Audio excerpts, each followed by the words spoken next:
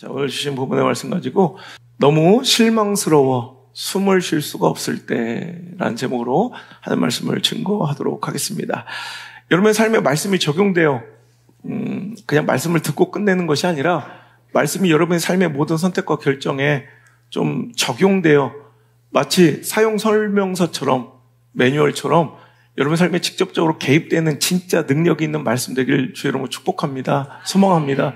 제가 지난주에도 여러분 말씀 전하면서 우리 어르신들을 또 대상으로 우리 오늘을 좀 잘 누리고 사는 것이 중요하다. 그러니까 그냥 두 손 꽉 채우려고 살지 말고 그냥 한쪽 손 좀 비울 수 있는 용기, 그냥 한 손만 채워도 되지 않겠는가. 저도 지난주에 여러 가지 선택과 결정들이 있었거든요. 그래서 내가 정말로 이것을 좋아하고 원하는 것인가, 아니면 할 수 없이 집착 가운데 떠밀려서 결정해야 되는 것인가를 고민했어요. 그래서 실은 방송도 또 하나를 론칭하자고 방송국과 얘기하다가도 이건 내가 즐겁지 않더라고, 행복하지 않아서 안 한다고 하고, 또 어떤 모임에도 그냥 내가 이제 하기 싫은 거 억지로 하지 않고 정말 누리면서 살겠다라는 생각으로 정말 말씀이 제 삶에 개입되니까 참 많이 자유해지고 행복해지더라고요. 오늘 말씀도 여러분의 삶에 개입되고 적용돼서 여러분을 살리는 말씀 되길 바라고, 여러분을 정말 평강으로 인도하고 회복시키는 말씀 되기를 간절히 소망해 봅니다. 삶이 참 척박하고 힘들고 고단한 것 같아요. 제가 매년 책을 쓰고 또 출간하는데, 올해 쓴 책 제목이 버티고 견디고 살아내라 라는 제목으로 책을 냈더니 정말 엄청나게 많이 팔렸어요. 시국도 어지럽고 혼란스럽고 참 많은 사람들이 이 시대를 살아가며 힘들고 외롭고 고독하고 또 거칠고 또 헛헛한 것 같아요. 그러니까 이 책 제목에 많은 사람들이 관심을 가지고 위로받으면서 책을 많이 사더라고요. 제가 우연히 지나가다가 한 분이 저를 보고 반갑게 인사를 하시는 거예요. 어떤 때는 식당에서 서빙하신 분이 인사하기도 하고, 어떤 분들은 길거리에 전혀 제가 모르는 분들인데, 한 분이 되게 감동적으로 기억에 남는데, 한 분이 저를 막 쫓아오시더니 목사님, 제가 목사님 책을 읽고 실은 교회를 안 다녔는데 이 책을 벌써 5번째 읽고 있다는 거예요. 그러면서 자기가 스스로 교회를 찾아가 지금 다니고 있노라고, 우리 이 지역은 아니지만 제가 이제 외부에 집회 갔을 때, 그리고 굉장히 제가 마음이 감동이 됐어요. 그러면서 또 어떤 생각이 드냐면, 참 이 시대 사람들이 많이 힘들구나. 여러분도 오늘, 어떤 마음으로 오셨어요? 여러분의 삶은 좀 어때요? 마냥 행복하고 즐겁고 편안하지만은 않죠. 여러 가지 문제로 또 걱정되고 근심하고 또 아픈 마음과 답답한 마음으로 오신 분들도 많이 있을 줄 압니다.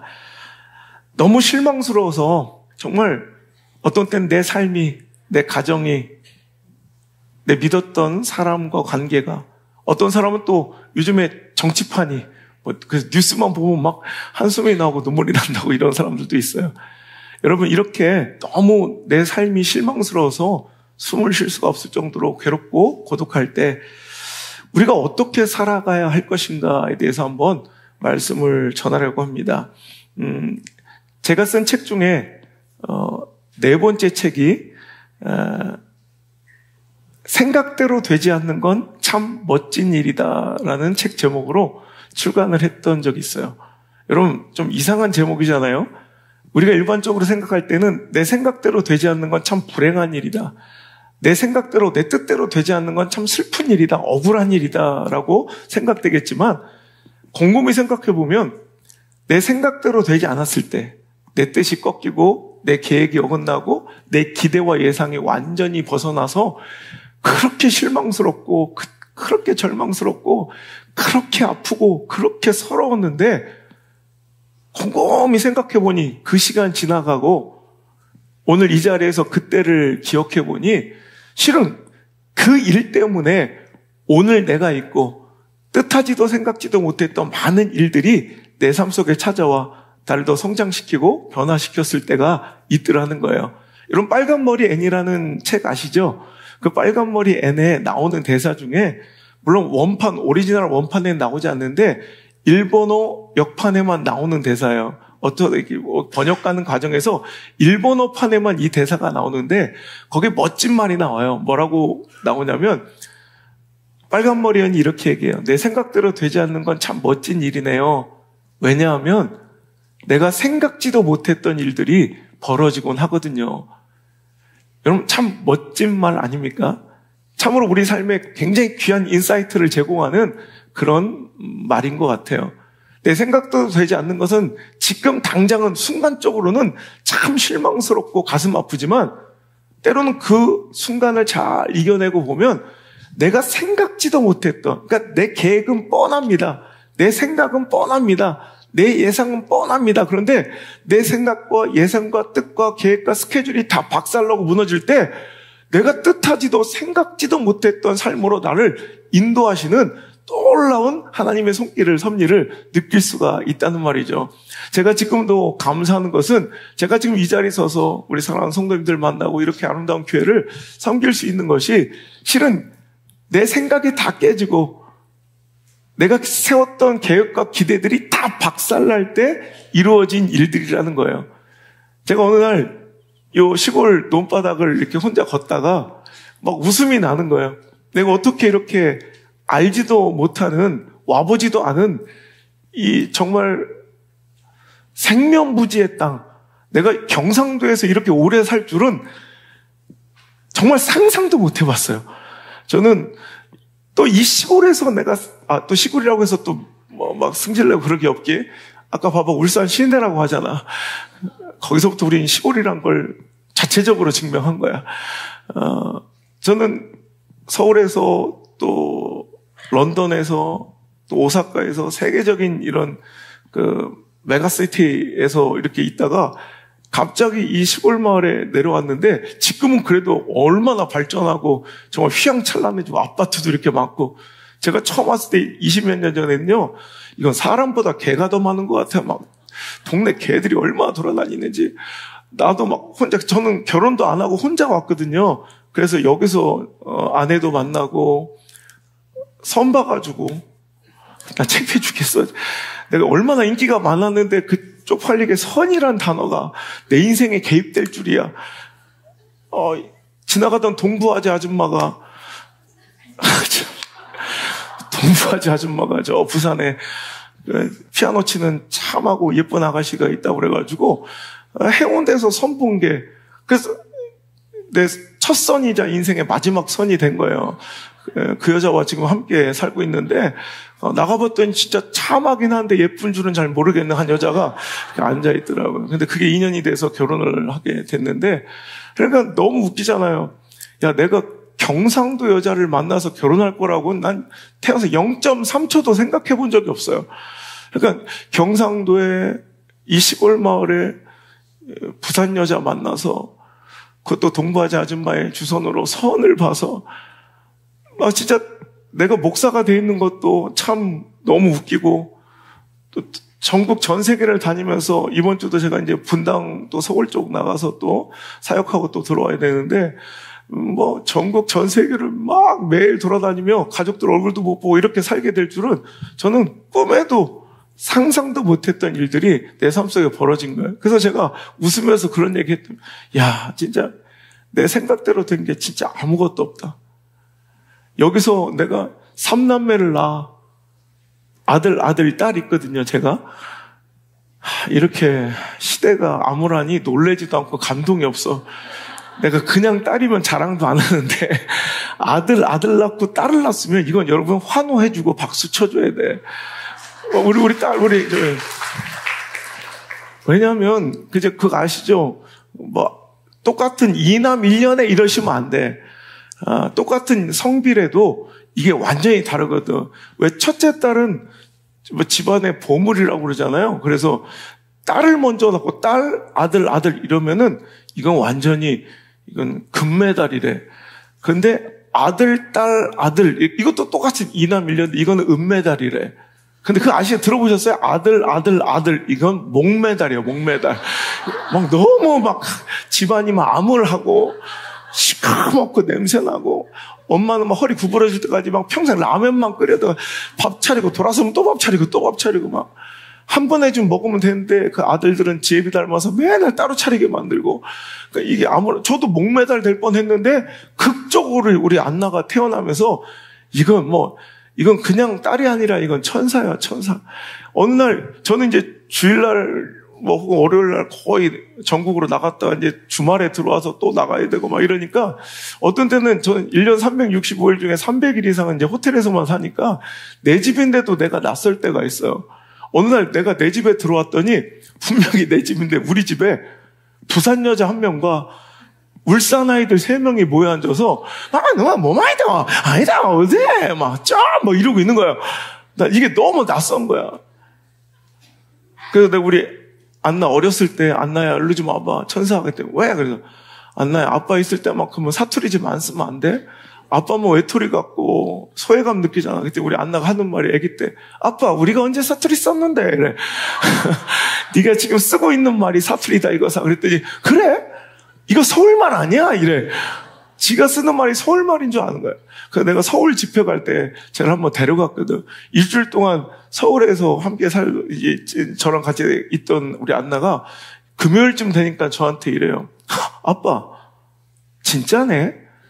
서울 사람들은 우리랑 영판 다르네. 이래. 여러분, 참, 어쩌다 내가 이렇게 살고 있는지 정말 내 뜻대로, 내 생각대로, 내 기대대로, 예상대로 된 게 아무것도 없더만요. 그날 제가 농길을 이렇게 또박 걷다가 얼마나 내 삶이 낯설고 웃기던지 피식피식 웃다가 갑자기 그런 생각이 드는 거예요. 그럼 내가 어렸을 때 내 기대대로, 내 예상대로, 내 생각대로 이렇게 살고 있었으면 난 지금 어떻게 살고 있을까? 그럴 수 있잖아요. 그럼 저는 아마 그냥 내 예상대로, 내 스케줄대로 그냥 잘 살았으면 저는 서울대 나와서 아마 대기업에 지금 임원쯤 됐을 것 같아요. 그리고 내 옆에는 동부아재 아줌마가 만나게 한 부산 여자가 아니라 또 생각나네. 우리 또 첫사랑 저 수원 밑에 오산의 그 여자랑 결혼해서 서울말 쓰는 애들이랑 함께 살겠죠. 그날 제가 곰곰이 그 돈바닥에서 생각하기를 내 생각대로 된 게 아무것도 없네. 그래서 너무 감사해. 너무 행복해. 내 생각과 기대와 예상이 박살나고 내 뜻대로 이루어지지 않았기에 지금 내가 이렇게 더 큰 행복과 기쁨을 누리며 이들과 함께 살아가는구나 생각하니, 우리 성도들과 함께 살아가는구나 생각하니 얼마나 눈물이 막 쏟아지는지요. 저는 그때 그 논바닥에 주저앉아서 제가 늘 갖고 다니는 메모지에 막 이제 휘갈겨서 쓰기 시작한 책이 바로 이 책 제목이에요. 생각대로 되지 않는 건 참 멋진 일이다. 제가 유학을 갔다가 몸이 아파서 한국으로 실려오고 또 여러 가지 사건, 사고를 통해서 내가 원했던 대로 내 인생은 흘러가지 않는 듯 실패처럼 절망처럼 보였지만 그 모든 시간들이 다 모두어져 이렇게 보석 같은 아름다운 시간으로 마치 연금술처럼 하나님께서 빚으신 이 아름다운 오늘을 바라보면서 저는 오늘 어떤 말씀을 증거할까 하다가 제가 길에서 만난 그분의 이야기를 듣다 갑자기 생각났어요. 그래, 오늘 처음 교회 오신 분들 아니면 일생에 한 번뿐일 수밖에 없는 어떤 분들에게 이 말씀을 꼭 전해주고 싶다. 여러분의 지금 당신의 문제와 어려움과 여러 가지 절망적인 상황들이 앞으로 모든 게 다 모두어져 오히려 실패로 끝나지 않고 내가 생각지도 못했던 놀라운 축복과 행복한 고백으로 이어지는 그런 멋진 역전승의 주인공, 반전의 드라마의 주인공이 바로 당신 되기를 간절히 소망합니다. 여러분, 우리는요, 오늘 눈앞의 현실과 상황에 낙심하거나 절망하지 말아야 된다는 거예요. 아직 끝난 게 아니거든요. 우리 하나님의 역사는 오늘도 절망처럼 보이고 끝난 것처럼 보이는 그 밑바닥에서도 놀랍게 역사하셔서 감히 우리 인간의 사고력으로는, 상상력으로는, 이 인본주의 계산질로는 저 이 이성적 이런 어떤 생각으로는 도무지 우리 스스로는 꿈도 꾸지 못할 위대하고 뜻밖의 내 한계를 뛰어넘고 초월하는 멋진 길로 초대하는 초대장으로 당신의 그 절망을 사용하시고 오늘의 그 문제를 사용하시고 그 환난과 시험을 사용하실 수 있는 분인 것을 여러분 꼭 기억하셨으면 좋겠습니다. 여러분, 제가 우리 교회도 담양에서 오신 분도 계신데 전라도 담양 가보셨어요? 담양의 가장 특산물이 이 대나무입니다. 대나무. 그래서 담양에 보면 대나무 큰 숲이 있어서 제가 집회 갈 때마다 가서 꼭 구경하고 오는데 중록원이라는 아주 유명한 대나무 숲이 있어요. 근데 그 대나무를 보면 와, 우리가 그냥 보던 대나무가 아니라 하늘 높이 솟아가지고 도저히 끝을 알 수 없을 정도로 높이 솟아있는 그 대나무 숲을 보면 참 경이롭고 그냥 내 마음도 막 시원해지는 것 같아. 근데 그 대나무들을 보면 여러분 어떻게 그렇게 얇은 대나무가 큰 나무처럼 이 두께가 둘레가 있어가지고 높이 성장하는 게 아니라 그 얇은 대나무들이 어떻게 그렇게 수십 미터까지 자라나도 꺾이거나 휘어지지 않을까? 여러분 아시죠? 대나무에 마디가 있기 때문에 대나무는 꺾이거나 휘어지지 않는답니다. 여러분 대나무의 마디는 왜 생기냐면 성장하다가 갑자기 이 나무가 죽은 듯이 생장을 멈추고 성장을 멈추고 그냥 소강 상태로 내 인생이 답보 상태에 뭔가 꽉 막힌 것 같은 내 인생이 더 이상 소망이 없는 것 같은 그 중단의 상태를 만날 때 그것이 그 인생의 그 인생에 뭔가 굴곡이 되어 주름이 되어 뭔가 나에게 답답하고 내 인생의 실패처럼 보였던 흔적들이라는 거예요. 근데 그 흔적들이 오히려 그 대나무를 견고하게 만들고 높이 솟아도 꺾이거나 높이 자라도 휘어지지 않고 그냥 끝까지 자랄 수 있도록 붙잡아주는 강력한 힘이 된다는 거예요. 여러분 여기서 고안한 것이 바로 드럼통입니다. 여러분 드럼통 아시죠? 원래 초창기의 드럼통은 그냥 매끈한 모양의 이 철로 만들어진 깡통이었습니다. 그런데 이것이 배에 선적하고 옮기다 보면 자주 찌그러지고 이게 파손되더라는 거예요. 그래서 이 대나무의 이 마디에 영감을 얻고 아이디어를 얻은 사람이 이 드럼통에 주름을, 이 골을 넣기 시작한 거예요. 그래서 대나무처럼 얘도 이 골, 마디, 주름이 있으면 훨씬 더 강해지지 않을까? 그래서 이 드럼통, 민한 드럼통에 주름을, 골격을 넣기 시작했더니 글쎄 그 강도가 무려 4배나 강해지더라는 거예요. 그래서 아무리 집어던져도 깨지거나 파손되지 않는 지금 우리가 흔히 보는 그 주름 잡힌 드럼통이 발견되게 되었다는 거예요. 여러분의 인생에 지금은 굴곡진 인생, 뭔가 이것이 실패처럼 보이고 초라해 보이는 당신의 인생의 오늘의 그 굴곡이 오히려 여러분을 더 강하게 만드는 아름다운 주름으로 향기로운 추억으로 변할 수 있기를, 사용될 수 있기를 간절히 소망해 봅니다. 오늘 하박국이라는 선지자는 하나님께 탄원하고 호소하다 못해 하나님을 원망하고 있습니다.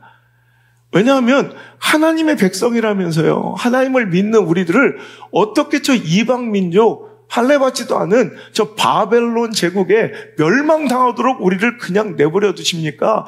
막 하나님께 원망하고 탄원하고 하나님께 막 그냥 그 아쉬움을 토로하는 책이 바로 하박국의 시작입니다. 그런데 하나님께서 그의 원망과 그의 시비와 그의 논쟁에 답해 주시기를 내가 힘이 없어서 그냥 두는 것이 아니라 이스라엘 백성들의 죄악을 통해 이렇게 창조적 파괴를 통해 오늘도 다시 그들을 아름답게 세우기 위한 하나님의 계획인 것을 알려주시고 바벨론이 대단해서가 아니라 바벨론을 단지 회초리로 하나님의 백성을 징계하시고 책망하시고 다시 일으켜 세우기 위한 회초리로 사용할 뿐이지 그들도 그들이 했던 그 포악한 공격처럼 그들도 꺾이고 무너지는 때가 온다라고 하박국 선지자에게 답해 주십니다. 그러자 하박국이 하나님의 뜻과 오늘 내 삶에 처한 그 고난과 아픔과 이제 하박국이 이 말씀을 쓰고 있을 때의 현실은 이제 바벨론이라는 엄청난 나라가 점점점 그 포악한 나라가 강성해져서 자기의 목전까지 숨통을 조이며 막 그냥 쳐들어오고 있는 그 남유다 제국의 마지막 때 선지자의 이 기록이 바로 하박국인데, 보면 나라가 망하는 것 같고 진짜 우리 민족은 이제 끝난 것 같은 이 상황 속에서 하나님의 뜻과 계획을 알게 된 하박국이 오늘 이렇게 노래하는 거예요. 비록 무화과 나무가 무성하지 못하면, 이건 실망스러운 거잖아요. 포도나무에 열매가 없으며 감람나무에 소출이 없으며 밭에 먹을 것이 없으며 우리의 양이 없고 소양간에 소가 없을지라도, 여러분 이것은 우리 인생에 정말 참혹하고 비참하고 서운하고 서글프고 절망적이고 낙심할 수밖에 없는 상황인데, 그는 하나님의 뜻을 발견하고 그 말씀을 듣는 순간부터 나는 여호와로 말미암아 즐거하며 나의 구원의 하나님으로 말미암아 기뻐하리로다 라고 그는 고백하며 오히려 감사하고 찬양하고 있다는 거예요.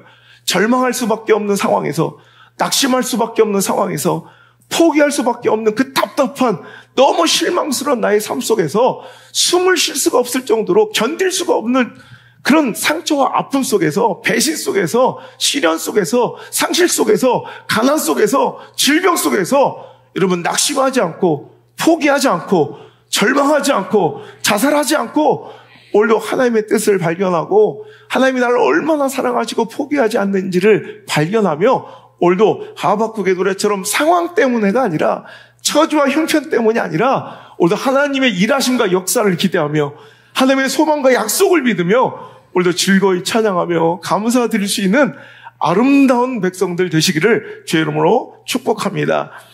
여러분, 하나님의 역사를 기대하는 시간이지, 그 오늘의 환난과 문제와 시련은 오늘도 절망하고 낙심하고 포기할 때가 아니라는 거예요. 여러분, 다 끝난 것처럼 보이는 그 시간에도 하나님은 일하고 계시다는 거죠. 여러분, 감옥에 갇혔던 사도 바울이, 여러분, 감옥에 복음을 전하고 선교하다가 감옥에 갇혔어요. 탄압당하고 배척당하고 공격당하고 여러분 이렇게 아픔을 당해요. 그럼 때로는 원망할 수도 있죠. 그런데 빌립보서 1장 12절 이하에 보면 그는 감옥에서도 하나님께 감사하고 노래하기를, 내가 갇힘으로 인하여 오히려 복음이 흥왕하게 증거되고 복음은 더 힘있게 전파되고 있으니 나는 이것으로 만족한다라고 얘기하면서 오히려 그의 갇힌 것이, 그가 투옥된 것이, 그가 감옥에 갇힌 것이 오히려 하나님의 말씀이 더 흥하게 전해지고 복음이 전해지는 것으로 사용되니 자기는 기뻐한다라고 고백하는 것처럼 우리 삶 속에서는요, 우리 교회도 마찬가지예요. 교회가 뭔가 상실감을 느끼고 뭔가 실패처럼 보이고 뭔가 위기처럼 보이는 그 시간 속에서 하나님께서 얼마나 크게 역사하신지를 우리는 세계 기독교 역사 속에서도 배우고 우리 삶의 체험 속에서도 느낄 줄 알아야 된다는 거예요. 여러분, 이란에 1979년에 회교혁명이라는, 여러분 이란이 지금 이스라엘하고 막 앙숙이 되고 미국에 막 대들고 하는 미친 개처럼 이렇게 살아가지만, 원래는 이란이라는 나라가 굉장히 미국과 친했던 친미국가였던 거 아세요? 미국하고 엄청 친했고요. 이스라엘하고도 형제처럼 지냈어요. 그런데 이 1979년에 회교혁명을 통해서 그때부터 반미국가가 되고 이스라엘과 앙숙이 되는, 그래서 지금까지도 그 싸움이 이제 이어지고 있는데, 그때 회교혁명 가운데 이제 그리스도인들이 무자비하게 탄압당하고 선교사님들이 다 쫓겨났다는 거예요. 이제 이란에는 선교와 복음의 역사가 끝났다고 생각을 했어요. 근데 웬걸 지금 와서 보니까 여러분, 그때 완전히 그냥 뿌리채 뽑힌 것 같은 이제 복음의 확산과 교회 하나님의 일은 끝난 것 같은 그 상황. 아니, 그리스도인들이 다 죽임을 당하고 선교사들이 다 쫓겨났는데 거기서 무슨 일이 났겠어요?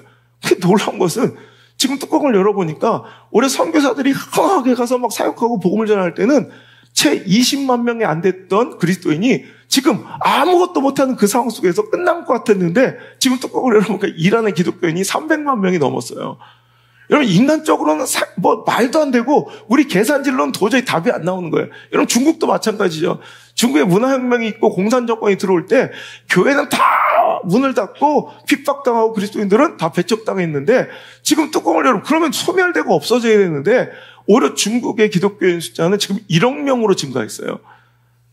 하여튼 놀라지도 않는데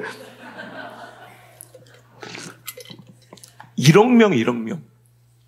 전 세계 80억 인구 중에 기독교인 숫자만 1억이 넘는 그 유일한 국가가 된 거예요. 여러분 엄청나지 않습니까? 요즘에 우리가 차별금지법 동성애를 받아들이는 이 나라의 시국에 대해서 굉장히 탄식하고 또 많이 가슴 아파하며 또 그런 추세로 막 흘러가고 있는 오늘날의 형국을 보면서 많은 이들이 막 교회가 끝났다, 이제 우리는 막 끝날 것이라 자꾸 절망하고 부정적인 얘기를 하는데 저는 그렇지 않다고 생각해요. 여러분, 가장 청교도 국가였고 선교와 복음의 전초기였던 영국이, 제가 런던에 있을 때만 해도 교회들이 다 문을 닫고요, 이슬람 사원으로 팔리고요, 런던에 가보면 되게 멋진 고즈넉한 펍들, 술집들이 보면 이상하게 친숙해. 보니까 다 교회에서 십자가만 뗀 거예요. 그 교회를 사가지고 뭐 포르노샵으로 바뀌고 술집으로 바뀌고 부자들의 저택으로 바뀌고 별장으로 바뀌고 이슬람 사원으로 바뀌는 처참한 광경을 저는 눈앞에서 목도했거든요.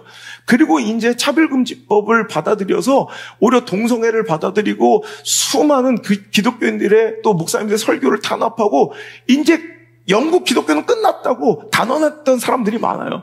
여러분, 놀라운 일은요, 절대 누가 끝이래. 여러분, 그러니까 함부로 어떤 정권이나 정치적 어떤 뭐 행위 하나가, 어떤 인물의 뭐 정권 이런 거 하나가 여러분 절대로 하나님의 역사를 꺾거나 훼손할 수 없다는 거예요. 여러분, 낙심하지 않길 바랍니다. 절망하지 않길 바랍니다. 제가 이야기를 하는 건 2달 전에 영국 대법원에서 판결이 하나 내렸는데, 무슨 일이냐면 스코틀랜드 정부가요, 이제 공공기관에 이제 여성의 인원과 소수 성적 지향이 다른 이 소수의 인원들을 또 몇 프로를 고정으로 이제 임직해야 된다는, 채용해야 된다는 법안을 발의하자 여성들이 굉장히 이제 여성단체가 대법원에 이제 판결을 구하며 재판을 걸었어요. 왜냐하면 우리 여성의 몫이, 남자였는데 지금 자기가 여성이라고 주장하면 여성이 되니까 여기서 탈락한 사람이 여성 코트로 막 들어오는 거예요. 그러니까 여성들이 자기 자리가 없어지자 대법원까지 판결이 났는데, 2달 전에 영국에서 그 완전히 끝났다고 생각했던 그 영국에서 어떤 판결이 내렸냐면, 이제 여성은 태어날 때 여성인 사람만 여성이다라고 대법원 판결이 나왔어요. 여러분, 그리고 여러분, 이제 영국 교회가 다 끝났다고 가보면 다 무덤처럼 변했다고. 물론 저도 그런 광경을 봤거든요. 이제 영국 교회는 소망이 없다고 생각했지만, 놀라운 일은 2018년부터 무슨 일인지 갑자기 젊은이들이, 여러분, 젊은이들은 이제 복음을 떠나가고 교회를 다 떠나는 추세잖아요.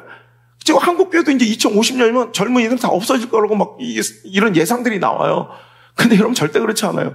2018년부터 갑자기 젊은 MZ세대들이, 교회를 한 번도 다녀본 적도 없는, 부모들이 믿지도 않는 가정들이 그냥 교회를 찾아 복음을 듣기 시작하는 거예요.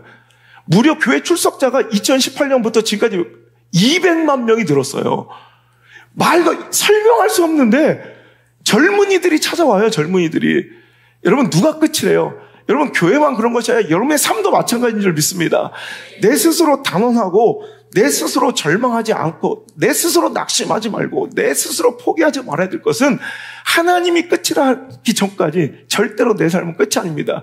세계 역사를 봐도요, 가장 참혹했던 그 시간을 통해서 이 세계는, 역사는 발전하고 진보했다는 걸 알 수 있어요. 여러분, 대기근, 우리나라에도 기근이 있어서 뭐 100만 명씩 죽었던 그런 때도 있는데, 그 굶어 죽어가는 유럽과 뭐 중국과 뭐 아일랜드와 이런 대기근은 무엇을 촉발하냐면, 계몽 시대와 진보된 사회와 또 산업화를 이끄는 촉진제가 돼요. 항상 역사는 항상 이렇게 이제 변화되어 왔거든요.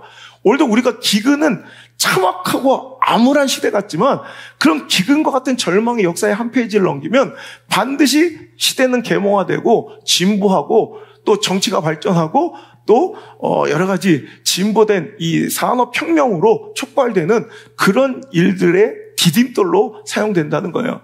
여러분, 고난이 왔을 때 반응이 우리 인생의 결말을 다르게 합니다. 여러분, 평안할 때는 거의 비슷하게 가요. 그런데 어떤 인생도 마찬가지예요. 여러분, 사업을 하든 정치를 하든 체육 어떤 운동선수를 하든 저같이 목회를 하든 직장을 다니든, 여러분, 형통하고 잘 나갈 때는 그냥 똑같아요. 어디서 인생은 판결 나느냐? 고난이 왔을 때, 문제가 터졌을 때, 어려움에 봉착했을 때, 그때 그 사람의 반응이 인생의 결말을 바꿔놓고 내 자녀, 자식들의 인생의 결말을 바꿔놔요. 고난이 찾아왔습니까? 그럴 때 더 정신 차리시고, 정신 똑바로 차리시고, 거기서 인간적인 이런 육체적인 본능적인 판단 내리지 않길 바랍니다. 사람들은 얘기해요. 인간은 되게 이기적인 존재라고 생각하죠. 굉장히 합리적인 존재라고 생각하죠. 근데 여러분, 인간만큼 비합리적이고 인간만큼 이기적, 되게 나를 소중하게 생각하고 나밖에 모르는 존재 같은데, 희한하게요, 인간이라는 동물은 고난이 찾아오고 문제가 찾아오고 어려움이 찾아오면 그럼 이기적으로 행동하고 자기를 위해서 살아야 되잖아. 근데 인간은 어려움이 찾아오면 오히려 자기 파괴적 행동들을 해요. 자기를 오히려 무너뜨리고 자기를 박살내는 선택을 하는 비이성적인 존재, 절대 이기적이지 않은 존재임을 스스로 보여주고 있어요. 오히려 그럴 때 자기 자신을 더 아끼고 소중하게 생각하며 자기 인생을 잘 붙들고 나가야 되는데, 예를 들어서 여러분, 실연을 당해. 여자가 어떤 남자가 야, 너 못생겼어 막 실연을 당해. 그럼 너 얼마나 속상해. 그러면 야, 내가 너 보란듯이 너 나랑 헤어진 걸 막 후회하게 만들어주겠어. 제가 얼마 전에 우리 사귀는 형제 자매가 이제 헤어진다고 저한테 와가지고 그랬어요. 남자한테는 이 여자의 선택을 후회하게 만들어라. 나처럼. 그 첫사랑 그 여자는 내 후배랑 누님아에서 결혼을 했지만 지금 내가 잘된 걸 지금 보고 있을 거야, TV로. 얼마나 부러워하겠냐. 너도 이 선택을 후회하게 만들어라. 그리고 여자는 이 선택을 후회하지 않도록 살아라. 그래야 되잖아요. 그죠? 여러분, 오늘도 뭔가 헤어졌을 때 남자는 정말 이 선택을 후회하도록 더 잘 되고 나를 막 더 성장시켜서 정말 나를 헤어진 것을 너 후회하게 만들어줄 거야. 이렇게 열심히 사는 선택으로 가야 되는데, 대부분 남자들은 뭐예요? 막 그래서 방구석 처박혀서 막 안 그래도 배 나왔는데 막 술만 처먹고 막 밥만 먹고 그래서 막 배는 더 나오고 막 늘어지고 머리도 안 깎고 다니까 또 여자가 더 안 생기지. 여자들은 헤어졌더니 갑자기 안 그래도 보기 싫어 못생겨 죽겠는데 갑자기 머리를 막 다 잘라버려. 더 그지가 터져. 그러니까 또 남자가 더 안 생기지. 그러니까 자기 파괴적 행동들을 되게 많이 해요. 오히려 뭔가 지금 물질적으로 무너지고 뭔가 어려움이 생기면 더 정신 차리고 그것을 잘 회복시킬 선택을 하는 게 아니라 완전히 막 자기 파괴적 행동들, 자기 몸을 망치고 자기 가정을 망치는 행동들을 막 하는 경우들을 굉장히 많이 봐요. 그래서 여러분, 말씀이 필요한 거고, 그래서 하나님이 필요한 거예요. 우리 생각대로, 우리 판단대로 내 삶을 그냥 두면 절대 안 된다는 거예요. 여러분, 이럴 때 정신 똑바로 차려서 하나님 말씀에 귀 기울여. 오늘도 이 고난과 아픔의 시간이 오히려 걸림돌이 되어 내 인생을 확 무너뜨리는 것이 아니라 오히려 내 인생의 디딤돌이 되고 발판이 되어 더 높이 비상하고 더 힘있게 달려나갈 수 있는 이런 기폭제로, 촉진제로 사용될 수 있는 인생이 결국 성공하고 승리하는 인생이 될 줄 믿습니다.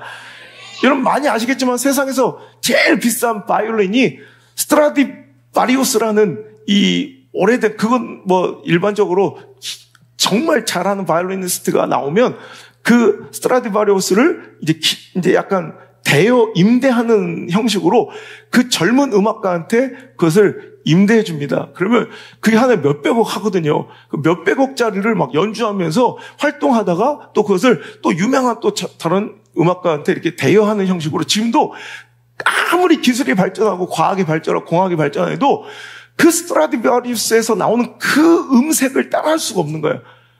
여러분, 그 스트라디바리우스의 그 재료가 되는 나무는 정말 강한 추위 속에서 그 혹독한 추위와 아픔을 견뎌낸 그 나무들을 사용하기 때문에 오히려 그 나무의 그 단단해짐이 엄청, 누구도 흉내내고 따라할 수 없는 아름다운 음색을 내어 놓더라는 거예요.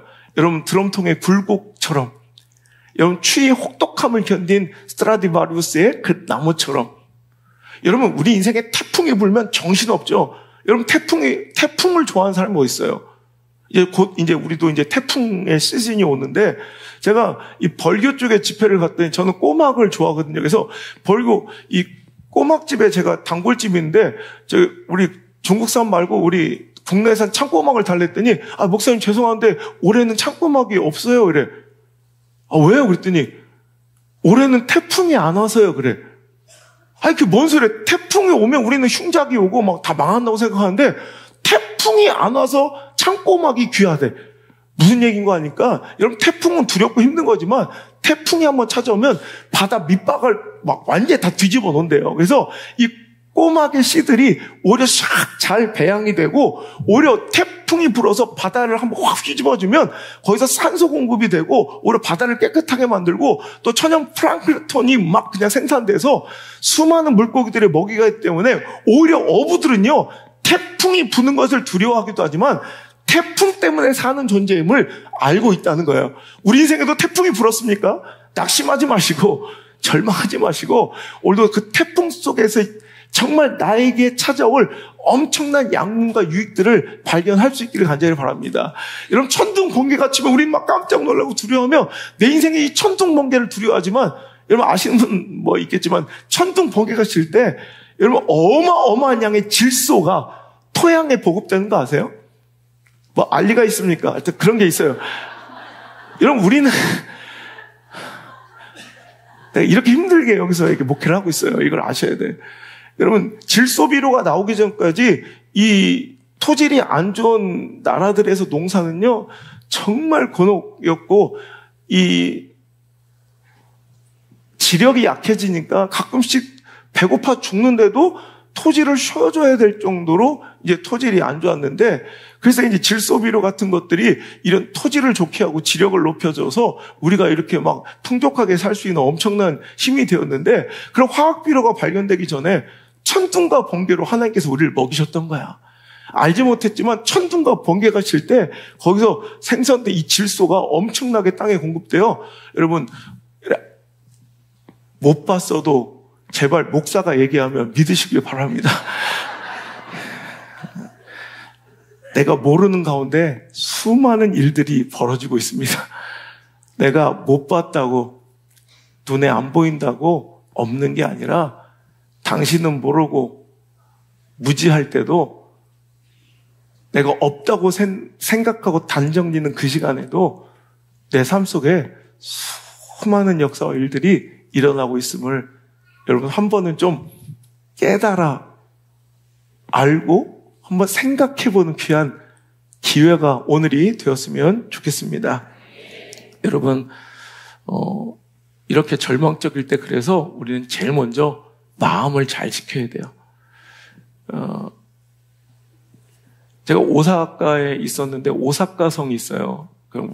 일본의 굉장히 유명한 3대 성 중에 하나인데, 오사카 성은 난공불락의 성으로 유명하거든요. 우리 애들도 이번에 가서 보여주면서 제가 역사에 대해서, 그 구조에 대해서 설명을 그 더운데 제가 한 40분 했는데 아무도 안 듣고 있어서 너무 막 열받았었는데, 그 바깥에 보면 자세히 보면 성벽이 2개가 있고 해자가 3개가 있어요. 즉, 그 성을 에워싼 엄청난 이 물, 강, 인공으로 파놓은 호수가 있어서 얘네 전 근대적인 시대에서는 함부로 그 성을 넘어설 수가 없었는데, 여러분 잘 아신 것처럼 도쿠가와 이에야스가 전국을 통일하기 위해서 도요토미 히데요시의 우리나라 침공했던 그 임진왜란을 일으켰던 도요토미 히데요시가 병사하자 도요토미 히데요리라는 그 도요토미 히데요시의 아들이 이제 오사카성에서 세력을 집결하고 버티고 있으니까 도쿠가 이에야스는 전국 통일을 위해서는 반드시 이 오사카성을 정복해야 됐어요. 그래서 엄청난, 최고의 격전지가 오사카성이었거든요. 그러니까 최고의 격전지. 그러니까 도쿠가 이에야스 가문이 전국을 통일하는데 가장 처절한 격전지는 이 오사카성이었다. 여기서 지금 전쟁을 경험해 보신 우리 어르신들도 계실 건데, 전쟁 중에 6.25 전쟁 중에 가장 치열했던 전투가 뭐 철의 삼각지대라고 불리는 그 고지전이었다고 제가 들었습니다. 그래서 하루에도 피 말리는 고지전 속에서 수백 명, 수천 명이 매일 죽어나갔다고 그래요. 여러분, 1차 세계대전의 서부전선도 마찬가지죠. 그 참호에서, 이런 그 참호의 몇 미터를 옮기고 주고받는 그 싸움에서 하루에 10,000명씩 죽어나갔던 이런 이 격전지들이 있어요. 여러분, 우리 인생에도 여러분 최고의 격전지가 있습니다. 최고로 막 치열하게 싸움이 벌어지는 격전지가 어딘지 아세요? 바로 내 마음이에요. 내 마음이 하나님의 말씀과 사탄의 최고의 격전지가 내 마음이에요.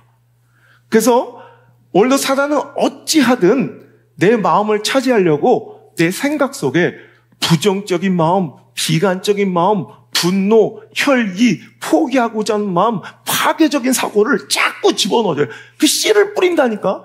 근데 그것을 허용하고 그냥 두면 이제 점점점 내 마음은 그 사단의 차지가 돼요. 여러분, 잠언서 4장 23절에 모든 지킬 만한 것 중에 더욱 내 마음을 지켜라. 생명의 근원이 이에서 남이니라.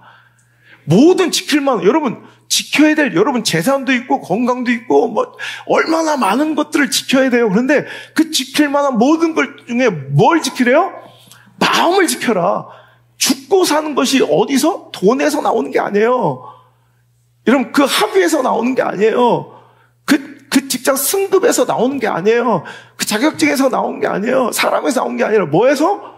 바로 마음에서 나와. 죽고 사는 것이 마음에 있다는 거예요. 마음에 달려. 그러니까 어찌 보면 우리 삶에서 인생 가운데 최고의 격전지는 그 뭐 시험장도 아니고 여러분의 직장도 아니고 뭐 사업장도 아니고 진짜 중요한 건 내 마음의 싸움이에요. 여러분이 공감하시는 분들 많을 거예요. 내 마음이 살면 내 인생도 사는 거고 내 마음이 죽으면 내 인생도 죽는 거예요. 여러분, 오늘도 예수님을 팔아먹고 스스로 자살했던 가룟 유다라는 불행한 인생을 보세요. 요한복음 13장 2절에 보니까 내가 이번에 성경을 보다가 참 기가 막히게 마귀가 벌써 시몬의 아들 가룟 유다의 마음에 예수를 팔려는 생각을 넣었대요. 야, 이거 오늘도 마귀는 수많은 대적의 마음, 불신의 마음, 이간질하는 마음, 포기하려는 마음, 낙심하려는 마음, 절망하려는 마음, 자살하고 싶은 마음, 누군가를 막 미워하고 혈기내고자 하는 마음, 뭔가 깨트리고 종결하고자 하는 마음. 아멘 할 때까지 해볼래 했더니 내가 졌네. 하여튼 됐어요. 하여튼 이런 마음을 지금도 나한테 주는 거예요. 소망 없다. 성아 포기해라. 저들은 아멘 안 해줄 거예요. 그래서 또 기대하고 또 하는 거예요. 여러분, 자꾸 내 생각 속에 그 씨를 뿌려요. 부정적이고 비관적인 마음을 줘서 여러분, 자꾸 내 인생을 지 손아귀에 넣으려고 마귀는 자꾸 우리 마음에 찾아 오늘도 도전하고 있어요. 여러분, 물리치셔야 합니다. 마귀가 내 생각에, 내 마음에 뿌려놓은 더러운 생각들, 자기 혐오, 자기 비하, 체념, 열등감, 낮은 자존감, 이거요, 하나님 주신 생각 아니에요. 마귀가 주는 생각이에요. 이 더러운 생각이 자라나지 못하도록, 뿌리 내리지 못하도록 집어쳐야 돼요. 그럼 어떻게 하냐면 의도적으로 감사하셔야 돼. 막 그냥 억지로라도 감사하고 긍정적인 이야기를 하면서 자꾸 이것을 이겨내셔야 된다고. 여러분, 마귀의 얘기 듣지 말고 하나님 얘기만 들으세요. 하나님 말씀은 당신은 소중하다 하시며, 마귀는 계속해서 넌 포기해라, 끝났다, 절망이다, 네가 무슨 소망이 있냐, 네 꼬라지를 봐라. 자꾸 마귀는 우리가 죽었다고 끝났다고 얘기하지만, 끝내려고 하지만 하나님은 아니에요. 사랑하는 내 딸아, 오늘 버텨라, 견뎌라, 살아내다오. 이게 우리 하나님 아버지의 유일한 당신을 향하신 말씀이고 음성임을 여러분 믿으셔야 합니다. 제가 자주 하는 웃긴 얘기 하나 해드릴까요? 어떤 알코올 중독자 아버지가요, 가족들 속을 너무너무 썩인 거야. 그냥 엄마 속을 썩이고 가족들을 너무 괴롭게 하고 힘들게 해서 가족들은 그 아빠의 진절머리야.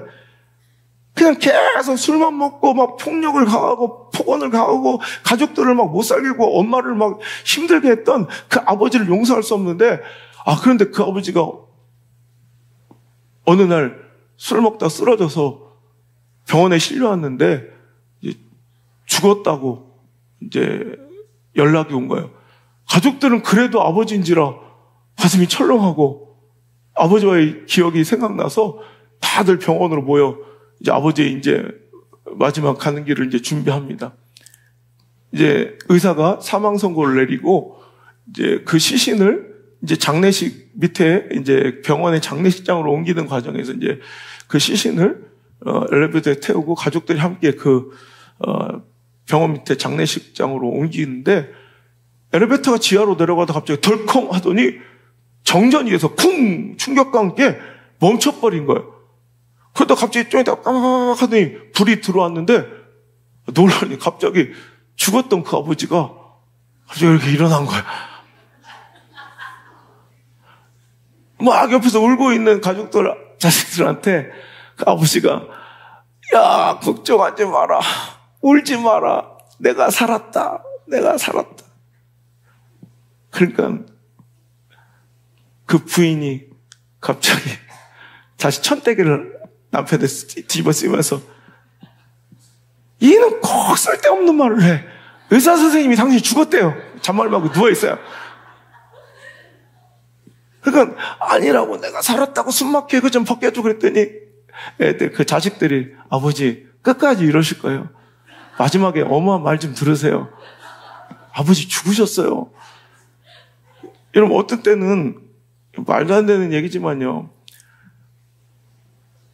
하나님이 아직 끝이 아니라는데 하나님이 절망이 아니라는데 하나님 당신 포기하지 않으셨다는데 버티고 견디고 살아내라는데 우린 자꾸 절망의 소리를 듣고 환경의 소리를 듣고 상황의 소리를 듣고 나한테 관심도 사랑도 없는 그 옆집 언니야 말을 듣고 그래 포기해야 되겠지 끝났지 도장 찍어야지 막 이러면서 오늘도 스스로 절망하며 자기 삶을 파괴시키고 있다는 거예요. 여러분 그런 말 듣지 말고 교회 오셔서 하나님의 말씀을 들으시고 약속을 들으셔서 언제가 10년, 20년, 30년 뒤에 오늘을 기억하며 환하게 웃으며 저처럼 야, 내 생각대로 되지 않는 건 참 멋진 일이다라고 오늘도 고백할 수 있는 저 여러분 되시기를 간절히 바랍니다. 여러분 고난의 때 우리가 뭘 해야 될까 생각해 보면 고난의 때는요. 제 책에도 있지만 오늘 혹시 처음 나오신 분들 중에 이 책 한번 읽어보고 싶다 하시면 제가 다 선물로 오늘 드릴게요. 버티고 견디고 살아내라. 여기에 제가 쓴 한 대목의 에피소드 중에 고난의 시간은 모든 것을 선명하게 만든다. 이런 파트가 있어요. 여러분 잘 나갈 때는 너무 너저분해. 내가 풍족할 때는 인간관계도 그렇고 삶도 그렇고 막 너무 복잡해. 언제 내 인생이 아주 분명하고 선명해지지 아세요? 진짜 밑바닥에 가봐야. 고난을 당해봐야 아주 분명해져요. 뭐가 진짜고 가짜인지, 또 누가 진짜이고 가짜인지. 별에서 온 그대라는 드라마의 천송이란 그 작가가 장로님, 제가 집에 가서 만난 장로님 딸인데 기독교적 색채를 많이 담고 있죠. 근데 천송이 그 전지현인가요? 그 얘기하죠. 내가 밑바닥에 처했을 때, 밑바닥에 냉동댕이 칠 때 참 기분 나쁘고 짜증난다 이거야. 그런데 하나 좋은 점이 있는 게 그때 분명해진대. 누가 진짜였는지, 누가 가짜였는지. 여러분 내가 풍족하고 잘나고 흥통할 때는요 다 진짜처럼 내 옆에 있어요. 영원히 함께할 것처럼 막 그냥 막 다. 근데 내가 진짜 쓰러지고 넘어지고 실패하고 자빠지고 외로워지면 그 인간들이 언젠가 썰물처럼 빠져나가. 그냥 빠져나가면 되는데 너무 내 인생에 대해서 절망을 단언하고 자꾸 포기를 종용하고 뭔가 끝을 판결 내리고 가. 너 끝났어. 너 끝났어. 너무 힘든 거야. 여러분 진짜로 그들 얘기 들으면 다 끝난 것 같고 나에겐 아무것도 남지 않은 것처럼 내가 나를 봐도 절망적이고 소망이 없어 보일 때가 있어요. 그 아무도 없는 그 텅 빈 객석 같은 내 인생, 다 빠져나가 아무것도 없는 그 공간에 끝까지 나를 포기하지 않는 우리 하나님을 만나셔야 돼요. 여러분, 고난이 오면 진짜 그 사람이 뭘 중요하게 생각하는지, 누가 진짜인지, 본질이 무언지가, 내가 왜 살아왔는지. 여러분, 잘 나갈 때는 그냥 돈 버는 게 목적이야. 그냥 살다 보면 내가 왜 사는지도 모르고 그냥 미친 듯이 사는 거야. 미친 듯이 막 사업하고, 미친 듯이 돈 벌고, 미친 듯이 골프 치고 막 그냥 그러다가 정신을 못 차려. 근데 한번 고난이 찾아와야 본질을 뚜렷하게 발견하고 삶의 진짜 목적을 발견하게 된다는 거예요. 제가 여기 개척해서 우리 집사람 만나서 이제 첫 아기를 낳아서 이제 우린 연년생으로 나고, 그러니까 아기가 어리잖아요. 아마 첫째, 둘째는 어린이집에 보내고 우리 천사, 우리 공주, 우리 안나를 아직 아기 때였을 거예요. 돌도 안 된 안나를 업고 신방을 이제 집사람이, 야, 그런 포대기는 어디서 구했는지, 무슨 컨셉도 아니고 진짜 지금 생각하면 진짜 거지 같아. 막 하여튼 포대기를 이렇게 메고 이렇게 저랑 같이 이렇게 성도 집에 신방을 가고 있는데 갑자기 폭우가 쏟아지는 거야. 갑자기 예고도 없던 막 폭우가 쏟아지니까 그 순간 너무 웃겼어요. 저는 책을 되게 귀하게 여겨요. 그래서 내 성경 또 내 책이 비에 젖을까 나도 모르게 그 책을 탁 움켜고 가방을 팍 가슴으로 마치 어미새가 자식을 감싸듯 팍 품고 뛰더라고. 책만 안 젖으면 돼. 나는 책가방을 가슴에 품고 비가 맞으려고 가고 있는데 옆에 보니까 남창중학교 애들이 비가 오니까 악 소리 지르는데 갑자기 책가방을 뒤집어 쓰고, 걔들은 머리에 비만 안 맞으면 돼.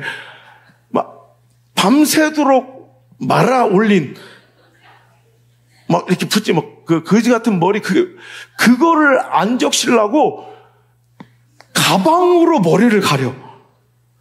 그 옆에 보니까 그 순간에 우리 집사람은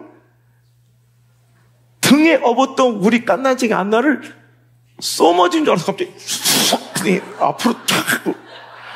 근데 앞으로 안나를 가리고 가더라고. 야, 몇 초 안에 벌어진 이 동시간에 동일한 상황 속에서 딱 고난이라는 인생의 비가 쏟아지면요, 딱 그 사람이 진짜 소중하게 여기는 본질이 딱 발견돼요. 아빠가 너를 미워했다는 게 아니다. 이렇게 설교해야 돼, 안나야. 잘 들어. 오늘 여러분 고난이 찾아올 때 잘 둘러보세요. 그때 보여요. 비로소 보여요. 진짜가 누구인지, 그리고 진짜 소중한 게 무엇인지. 여러분, 오늘 고난을 통해서 진짜를 발견하시고 진정 소중한 인생의 가치를 발견하시기를 간절히 소망합니다. 한 어린 아이가요, 10대밖에 안 된 청소년이 문란한 생활로 알코올 중독자 남자를 만나 아기를 낳았어요. 당연히 무책임한 이 알코올 중독자 이 남자친구는 아기를 버리고 떠났죠. 10대의 미혼모가 된 이 어린애는 자기도 밥 먹고 살아야 되니까 애를 돌볼 수가 없다고 자기 엄마한테, 그러니까 외할머니한테 걔를 맡기고 그냥 여기저기 돌아다니는 거예요. 그래서 그 핏덩이 어린아이는 딸아이인데 눈칫밥을 먹으며 사는 거예요. 너무 서러운 거야. 그래서 어릴 때 함부로 말도 잘 못했대요. 그렇게 어미아비 없이 불쌍하게 여기 친척집에 얹혀 사는 그 어린아이가 글쎄 9살 때부터 그는 말도 못하고 숨겼는데 그 가족 친지들과 주변의 남성들한테 성적 학대를 당하고 성폭행을 당하고 있었대요. 9살 때부터. 근데 걔는 자기를 또 버릴까봐 말도 못하고 그 성적 학대를 하물며 자기 삼촌마저도. 그러다가 14살에 자기 엄마와 똑같은 삶이 된 거예요. 14살짜리가 임신을 한 거예요. 그 아이가 아이를 낳은 거예요. 또. 근데 그 아이가 나서 며칠 만에 병으로 죽어요. 여러분 인생이 여러분 이거보다 나락이 있고 이거보다 절망이 있고 이거보다 낙심이 있겠어요? 그 아이는 그때부터 가출을 일삼고요. 온갖 비행을 저지르며 술에 손을 대기 시작했고 그 어린 나이에 마약에 손을 대기 시작해서 그의 인생은 처절하게 비참하게 무너져 내렸고 더 이상 밑바닥이 없을 정도로 밑바닥에 처박혔어요. 그 밑바닥의 인생 가운데 더 이상 소망이 없을 때 기적 같은 일이 벌어졌는데 얼굴도 못 보고 소식도 잘 몰랐던 자기를 버렸던 그 알코올 중독자, 마약 중독자 아빠가 자기를 찾아온 거예요. 너무나도 멀끔하게 변한 모습으로 말해요. 알고 보니 그 아버지가 그 인생의 밑바닥에서 예수님을 만난 거야. 교회를 다니면서 인생이 변화돼서 자기 피부치를 찾아낸 거예요. 그래서 그 딸에게 자기 인생을 이야기하면서 자기 삶의 소망과 변화를 이야기하면서 너도 그렇게 됐으면 좋겠다는 마음으로 성경책 한 권을 선물해주고 갔습니다. 그 아이는 마치 굶은 사람이 밥을 먹듯 미친 듯이 성경을 읽어내려가기 시작했고 성경에서 하나님께서 말씀하시는 답은 인생의 가치와 답은 감사라는 것을 스스로 깨닫게 돼요. 그래서 그날부터 이런 처절한 상황 속에서도 모든 일에 감사하라는 성경의 말씀을 따라 내 마음을 자살하려는 마음, 절망하려는 마음 막 파괴시켜서 막 더 이상 끝이 없다고 생각하니까 나를 막 마음껏 막 그냥 유린하고 나를 포기했던 그 마음들을 하나씩 적고 나는 얼마나 소중한 삶을 살고 있는지를 스스로에게 각인시키기 위해서 그냥 억지로 찾아낸 감사를 하루에 5개씩 어떤 때는 감사할 게 너무 없어. 배가 고프고 막 약에 쩔어서 막 금단현상이 오고 그래도 저 노을이 너무 아름답다라는 감사라도 억지로 하루에 5개씩을 하루도 빠짐없이 그냥 계속 감사를 찾아낸 거예요. 그렇게 40년 동안을 매일같이 하는 분이 계세요. 그 사람이 바로 여러분 잘 알고 있는 오프라 윈프리예요. 세계적인 여성 가운데 가장 영향력 있는 100인 안에 항상 드는 여인.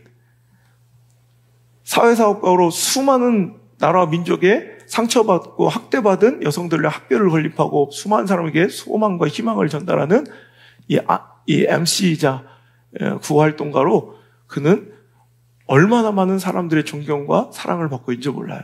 오늘도 저는 여러분에게 제안 드립니다. 최고의 격전지 마음에서 치열한 전투가 지금 벌어지고 있을 거예요.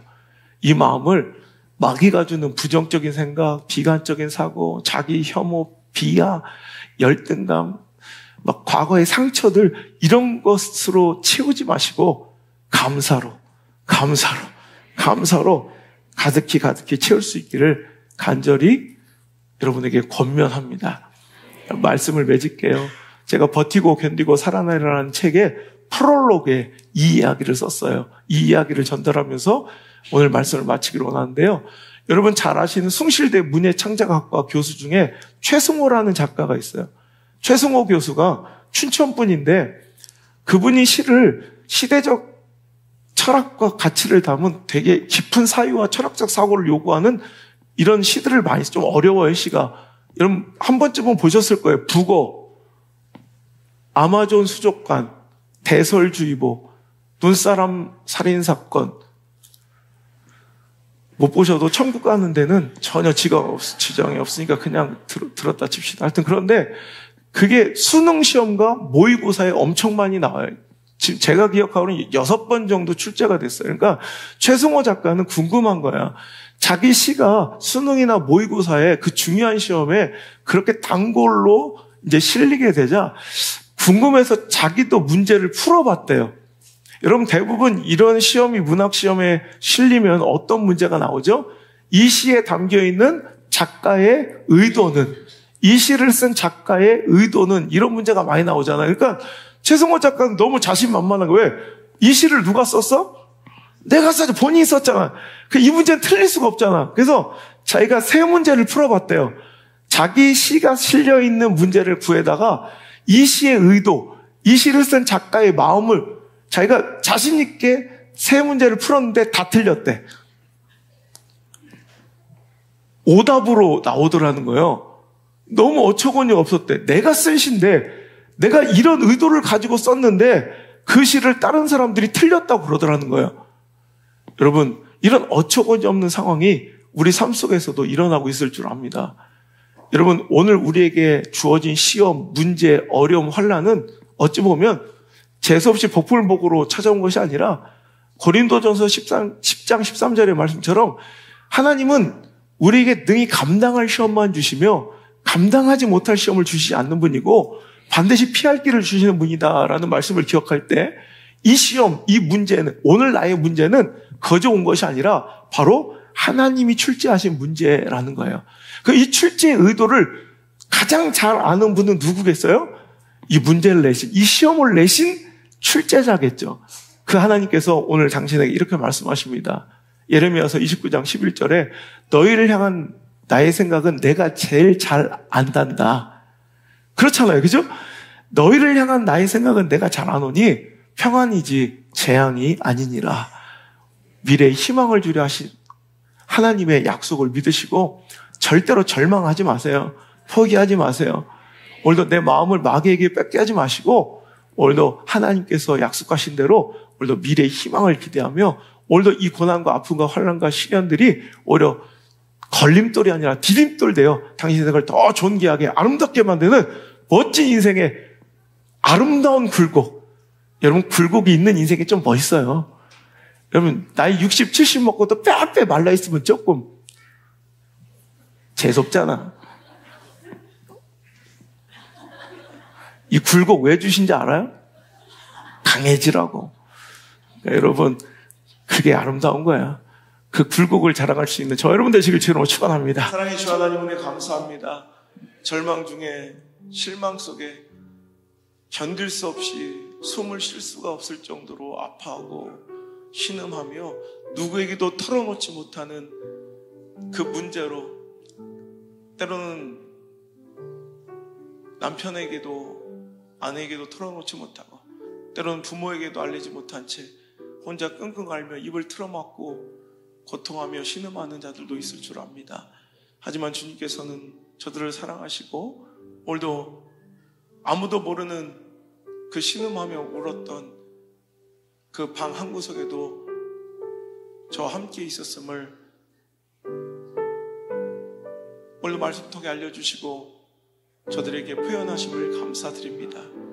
그리고 절대로 마귀가 주는 생각 뿌리 내리지 않도록 절망하지 말고 낙심하지 말고 포기하지 말고 버티고 견디고 살아내라 하시는 그 하나님의 음성을 꼭 들을 수 있는 저희들 이 시간 될 수 있도록 인도해 주옵소서.